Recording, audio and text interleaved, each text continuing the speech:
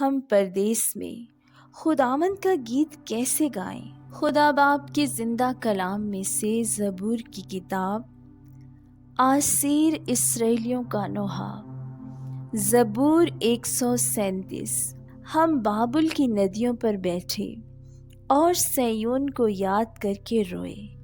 وہاں بیت کے درختوں پر ان کے وسط میں ہم نے اپنی ستاروں کو ٹانگ دیا، کیونکہ وہاں ہم کو اسیر کرنے والوں نے گیت گانے کا حکم دیا اور تباہ کرنے والوں نے خوشی کرنے کا، اور کہا سیون کے گیتوں میں سے ہم کو کوئی گیت سناؤ۔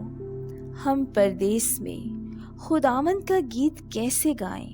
اے یروشلم، اگر میں تجھے بھولوں تو میرا داہنا ہاتھ اپنا ہنر بھول جائے۔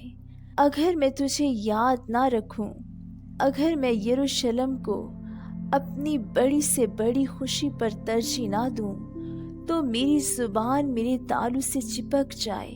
اے خداوند، یروشلم کے دن کو بنی ادوم کے خلاف یاد کر، جو کہتے تھے اسے ڈھا دو، اسے بنیاد تک ڈھا دو۔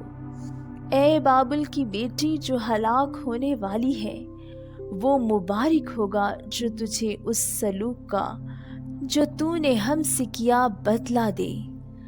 وہ مبارک ہوگا جو تیرے بچوں کو لے کر چٹان پر پٹک دے۔ آمین۔